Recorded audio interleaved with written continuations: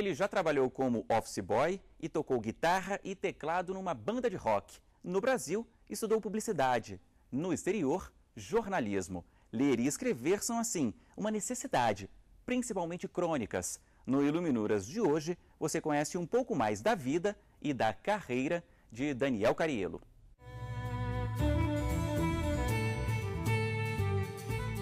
Daniel é formado em publicidade pela Universidade de Brasília e é mestre em jornalismo cultural pela Université Sorbonne Nouvelle de Paris. Na França, onde morou 5 anos, ele foi editor-chefe de uma revista bilíngue sobre cultura brasileira.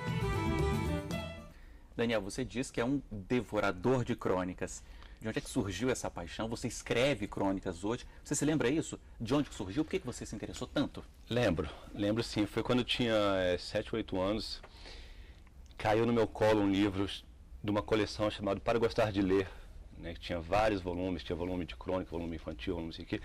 E caiu um de crônicas, que tinha crônicas de Paulo Mendes Campos, Rubem Braga, Carlos Drummond de Andrade, Fernando Sabino. Então eu li esse livro em looping, né?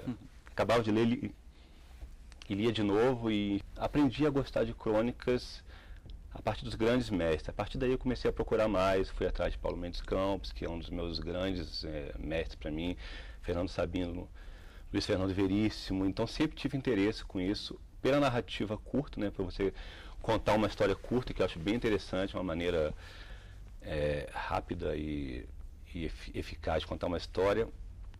E eu também gosto dessa liberdade criativa de tema da crônica, né? Você pode falar sobre qualquer coisa. Eu gosto de escrever curto, eu sou publicitário também, eu faço slogans e textos curtos, sou jornalista, mas eu sempre busquei a síntese nos meus textos. E acho que a crônica é um texto de síntese, né? Pode ser um diálogo no ônibus, pode ser uma coisa, pode ser só um episódio curto, mas você passa alguma ideia, né, tem uma história contada ali. E é isso, assim, acho que as coisas que chamam a atenção de um cronista são as coisas inusitadas do dia a dia, os detalhes, né? Alguém que tropeça na rua, não sei, alguma coisa pequena que pode passar, às vezes passa sem que a pessoa perceba, mas um cronista, às vezes, ele está um pouco mais atento para aquilo, ele está buscando aquele tipo de fato para transformar aquilo em textos. Você é publicitário, além de jornalista, você é publicitário, Daniel, e escrever crônicas ajuda no seu dia a dia na agência de publicidade? Sim, no sentido de que eu busco a síntese, né? É esse o diálogo. Né? Os textos publicitários têm que ser realmente curtos, né? Bem conciso, tem que passar uma mensagem em 2, 3 frases. Eu acho que a crônica é um pouco isso também, é você tentar passar o máximo de informação naquela página de Word, né? E é uma história com começo, meio e fim. Às vezes o começo é uma coisa, assim, inicia como se fosse um meio de um diálogo. Não tem um começo específico, assim, hoje ele acordou, saiu de casa. O começo é, oi, tudo bom? Não sei o que, não sei. Enfim, é diferente a estrutura, porque não é uma estrutura que a gente realmente tenha um começo e tenha desenvolvido aquele meio, desenvolva até o final. Então, às vezes é só o meio mesmo, e o meio já é o começo, meio e fim. E que outros estilos você gosta, Daniel? Eu gosto muito de contos e de romances também. Eu leio muitos romances, né? Porque eu acho que aí já é o oposto. É você realmente pegar, desenvolver personagens mais profundos, né? Você tem histórias paralelas. É uma coisa... Eu tenho um plano de fazer um romance, até já iniciei. Mas isso aí exige uma dedicação, né? Uma disciplina, uma dedicação, uma organização que eu ainda não tenho, assim, mas eu aos poucos estou tentando chegar lá. Você falou aí que agora recentemente alguns autores, no começo do programa também falou outros autores. Você tem um preferido? De todos, se fosse eleger um, acho que eu escolheria o Veríssimo.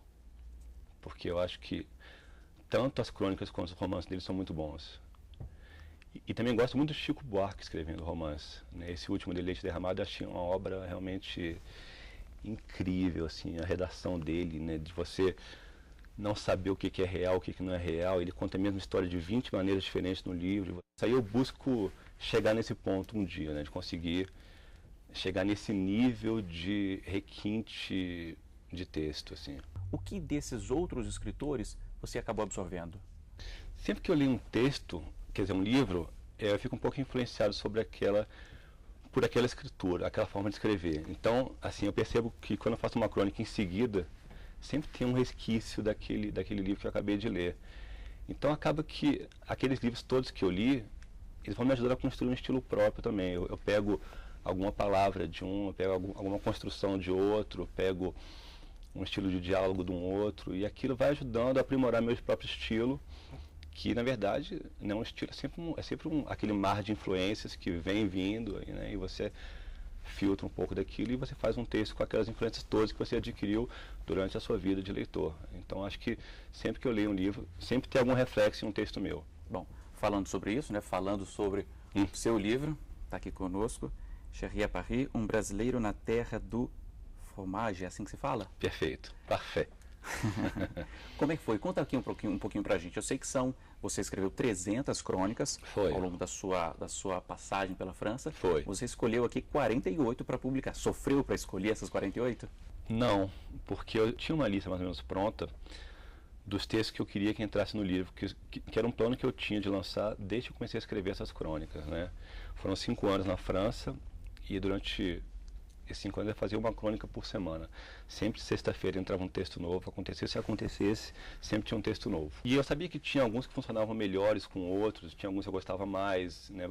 Eu tinha esse site onde eu publicava os textos e eu via a resposta das pessoas, alguns tinham comentários, tinha as pessoas que escreviam para mim perguntando sobre os textos, falando que gostavam mais daquele ou desse. Então, eu já tinha essa lista mais ou menos pronta, mas é óbvio que ela mudou até o momento final, né? Porque você fica olhando e você fala, não, mas tem aquele outro que eu gosto e esse aqui, não, mas esse aqui funciona melhor no conjunto. Então é uma decisão que no final é um pouquinho difícil, mas não é nada muito complicado também não, né? Porque realmente eu sabia onde eu queria chegar já, né? Inclusive, o livro é dividido em capítulos, são 4 capítulos. O primeiro é a chegada na França, então tem os textos de quando eu cheguei, por exemplo, o dia que alguém bate na minha porta e começa a falar em francês comigo, eu não entendo absolutamente nada que a pessoa fala. Então esse é o primeiro texto, é o texto que abre o livro. E depois tem um capítulo seguinte que já é adaptação. Eu já me sinto um pouco mais em casa. Aí tem um terceiro capítulo que já é realmente, eu estou ambientado na França, ali já é o meu lugar. E tem um quarto capítulo que é a hora de voltar. Eu começo a perceber que, bom, eu já estou aqui há muito tempo e está na hora de começar a voltar. Então tem esse movimento de volta. E nessa hora você falou que para selecionar as crônicas não sofreu, para voltar para o Brasil sofreu? É sempre difícil, né, voltar. Mas foi uma decisão consciente minha, porque eu estava lá há 5 anos, né, e chegou a um ponto que ou eu voltava ou eu nunca mais voltaria, assim. Eu estava muito enraizado lá. Eu tenho uma filha que é francesa, tem 4 anos e pouco, ela estava na escola, que era do lado de casa. A minha rua era uma rua muito legal, tinha uma feira de rua, a mais antiga de Paris, todos os dias, né? Eu comprava legumes, frutas, peixe, carne, tudo fresco ali. Privilégio, né? Então eu tinha muitos amigos, fiz faculdade lá, enfim, eu estava bem enraizado lá. Então é difícil você falar, não, agora vamos acabar com essa fase e voltar para o Brasil. Mas acho que foi a decisão certa, assim, porque realmente eu tinha que aproveitar um pouco do que eu aprendi por lá, né? Um novo idioma, esse mestrado, fui editor de uma revista sobre cultura brasileira lá, então tudo isso eu queria trazer um pouco para o Brasil e usar um pouco dessa experiência toda aqui. Ok. Bom, vou voltar aqui a falar do seu livro, não posso deixar de pedir para você ler um trechinho de uma crônica aqui para a gente, por favor. Tá bom.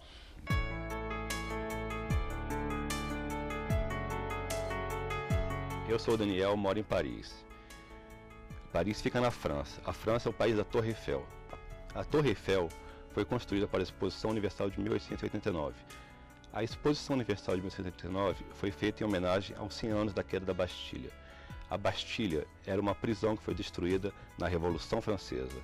A Revolução Francesa foi quando os parisienses tomaram gosto pela trilogia de liberdade, igualdade e fraternidade, e também pela decapitação real. Bom, o livro está aqui publicado e pode render ainda mais, né, com adaptações. Eu queria que você contasse um pouquinho disso para a gente. É provável que o livro vire uma série ano que vem. Eu estou em contato com os produtores de Brasília, com pessoas, parceiros bem interessantes aqui, e eles estão bem empolgados, bem animados de pegar essas crônicas e fazer, né, o Cherry ganhar vida, virar um personagem realmente físico, real, tangível, né, uma pessoa que você possa ver. E a ideia é que seja uma série para TV e para internet. Tem as duas torres, a Torre Eiffel e a Torre de TV, então já tem essa ligação de torres aí. Outra coisa interessante é que você não lançou por uma editora, e sim por um selo que você formou com amigos. Foi. A gente decidiu, uns amigos e eu, fazer esse selo, que é um selo que chama Longe, porque os 4 amigos são de Brasília, os 4 foram embora da cidade e escreveram sobre essas experiências de sair, de ver o mundo com outros olhos, sobre distância, sobre estranhamentos, sobre você realmente estar imerso numa outra cultura, num outro mundo. E aí a gente decidiu criar esse selo para lançar as obras e para ter uma coisa que conceitualize as obras por trás, né, o Longe. Tem dado certo? A gente vende bem, né? Eu vendi até agora quase 5.000 livros, entre e-books e livros impressos, que é uma marca que é bem expressiva para o mercado independente, porque a gente fez tudo, a gente fez a diagramação, assim, fez a revisão, e é uma experiência que vale a pena porque você tem mais controle sobre a obra, sobre o que você vai dizer, sobre como você vai dizer, não tem ninguém cortando as suas palavras, os seus textos, então só por isso é bom já. E também pelo fato de você poder ganhar muito mais com isso do que se você tivesse com uma editora por trás que te paga 10% de direitos autorais, né, enfim, tem essas restrições. A parte que seria ruim, que é a distribuição, a gente consegue compensar pelos e-books, né? Então a pessoa pode entrar numa loja dessa e comprar o e-book, chega na hora para eles. Então a gente não está em livraria, mas está em lojas virtuais que supre essa carência aí. Para terminar, Daniel, eu sei que você tem outros projetos, tem pelo menos 3 livros aí pela frente. Qual que é o seu plano, sua expectativa? Então, eu tenho um romance de realismo fantástico, que está mais ou menos começado já. Tem um livro de contos sobre a China, eu fui à China ano passado, fiquei muito fascinado com o país, com a cultura, com aqueles 5.000 anos de civilização. É um país que é muito antigo, mas está olhando sempre para frente também. Então esse contraste entre o antigo, as tradições e o moderno é muito forte na China, é muito interessante isso. E tem outro volume de Cherry à Paris para lançar que está pronto já, é só lançar, mas eu quero esperar um pouquinho para poder lançar esses outros antes. Esperar um pouquinho outro Cherry à Paris. Daniel, é isso. Obrigado pela sua participação. Obrigado a vocês, espectadores. Até a próxima. Bom, essa foi só a primeira parte do Iluminuras. No segundo bloco, a conversa é com o professor, servidor público e também escritor, Washington Barbosa. O Iluminuras está de volta e a conversa agora é com o professor, servidor público e também escritor, Washington Barbosa. Eu sei que você lê bastante Washington e que é muito eclético também nessas leituras. Acho que isso é bem interessante para a formação, tanto cultural quanto jurídica de uma pessoa. Eu vou desde de um livro pop infanto-juvenil, né, tipo Harry Potter, tipo essa série agora Divergente, Convergente e Insurgente, até chegar aos clássicos da literatura. No momento especificamente, eu estou até numa fase mais poética, eu acho, da vida. Talvez uma fase que eu nunca tive tão poética, né? Talvez chegar um pouco da idade, você pensando um pouco, vendo os filhos crescendo, os filhos começando a falar em namorada, eu acho que você começa a ficar mais romântico, talvez. Eu me policio muito para não ler somente livros técnicos. E nós, do direito, a gente acaba sendo levado a isso. Hoje, especificamente, a poesia ela tem sido uma grande paixão. E que livro? Está lendo algum livro específico que possa estar aqui para a gente?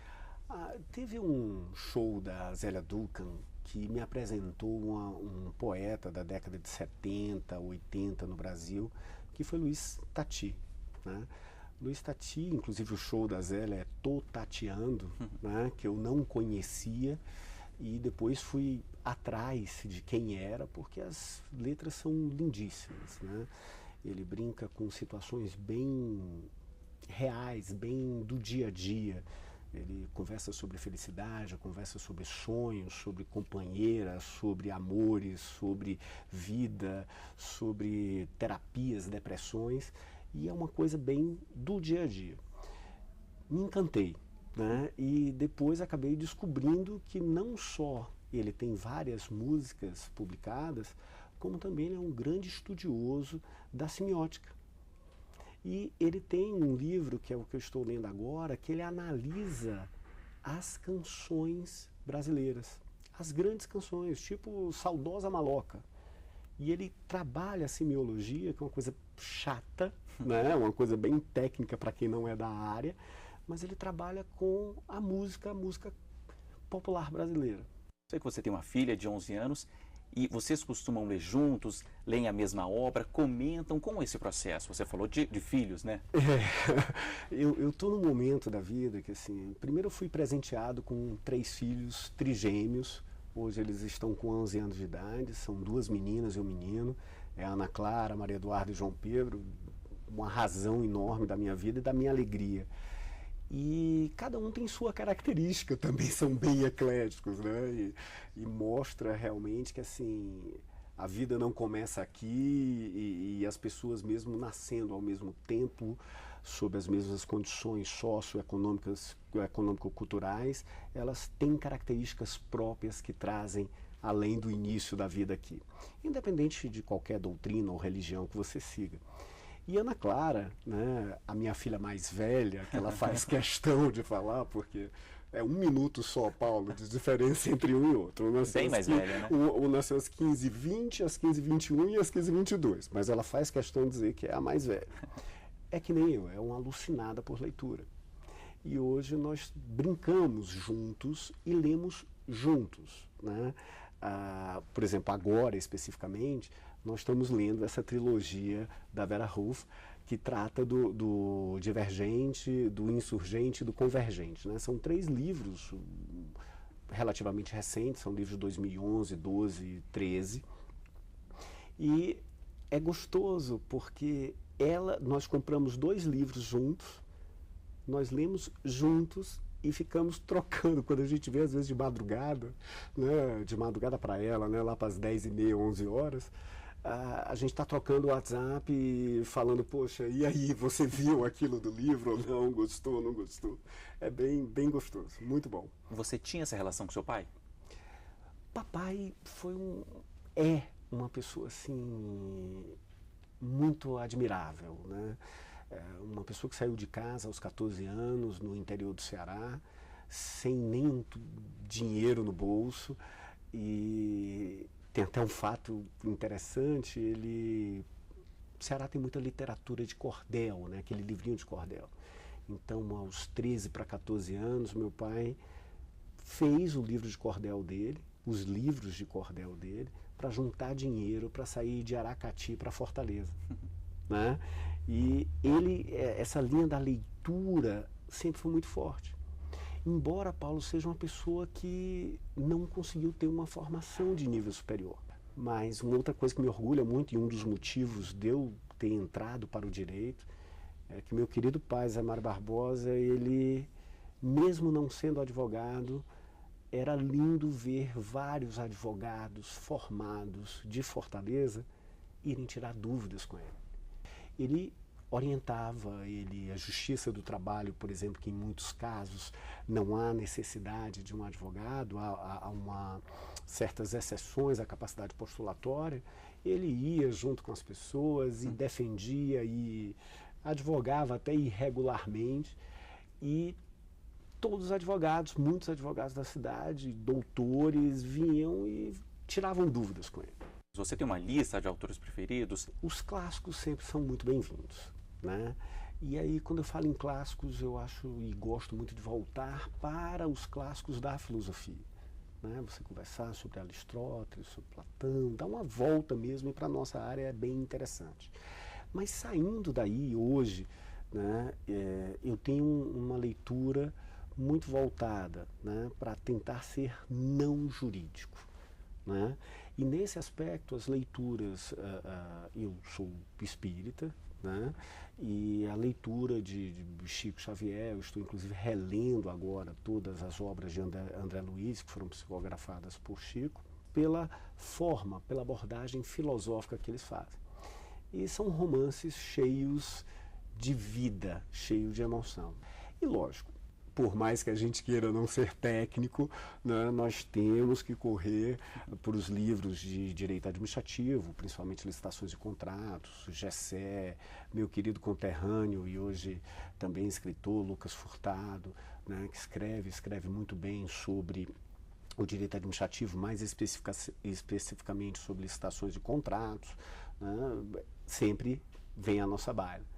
E os clássicos como Fran Martins, que eu estou hoje relendo do ponto de vista tanto dos clássicos dele, do direito empresarial, quanto uma grata surpresa que eu tive, não sabia, que ele é escritor também. E o professor Fran foi meu professor na Faculdade do Ceará, né? Infelizmente ele já faleceu há alguns anos. Ele tem vários livros de romance publicados, contos, crônicas, e inclusive foi membro da Academia Cearense de Letras. Bom, vou aproveitar e fazer uma pausa aqui, professor, para a gente conhecer um pouquinho mais, então, sobre Fran Martins. Francisco Martins, conhecido como Fran Martins, nasceu em Iguatu, no Ceará, em 1913. Desde muito cedo, revelou vocação para o jornalismo e literatura. Colaborou em inúmeros jornais. Foi professor da Faculdade de Direito do Ceará e consagrou-se como autor de obras jurídicas. Escreveu também livros de ficção, com destaque para o conto Manipoeira e a novela Dois de Ouros. Faleceu em 1996, em Fortaleza. Professor, você tem um livro publicado e prepara outros dois. Esse já publicado, você prepara uma atualização. Por quê? Esse livro é o Descomplicando o Direito Empresarial, foi um livro lançado em 2004 e infelizmente a editora acabou fechando e esse livro se perdeu. Eu estou atualizando esse livro, que ele traz uma abordagem sobre o direito empresarial em suas amplas facetas. Uma visão mais en passant de todo o direito empresarial. O interessante são os dois projetos para 2015, que na realidade são projetos de 2014, que eu pretendo concluir em 2015. Um deles, que é o Direito Empresarial do Trabalho, que é um livro somente de minha autoria, que eu vou associar todas as questões do direito empresarial com o direito do trabalho, principalmente no que diz respeito à desconsideração da personalidade jurídica, no que diz respeito às questões de sucessão, de inter-relações entre empresas. E um outro livro que eu estou também trabalhando nele agora para 2015, junto com o professor Gáudio de Paula, que é um livro que nós vamos abordar o processo de terceirização. Hoje, aqui no Supremo, né, nós temos várias repercussões gerais, vários temas que estão discutindo isso. E a gente vê que no contrato de terceirização existe um conhecimento de direito do trabalho, um conhecimento de direito administrativo para analisar o contrato e um conhecimento de direito empresarial.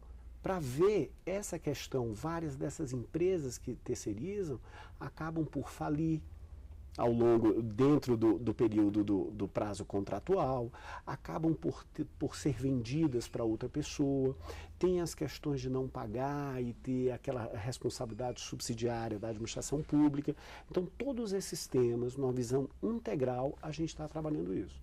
Na verdade, é um curso que a gente ministra e que nós estamos transformando em um livro. Além desses livros, então, o senhor publica bastantes artigos. Por quê? Qual a importância? Explica para as pessoas. Às vezes nem todo mundo tem essa impressão de que publicar artigo é uma boa oportunidade. Qual é a sua avaliação?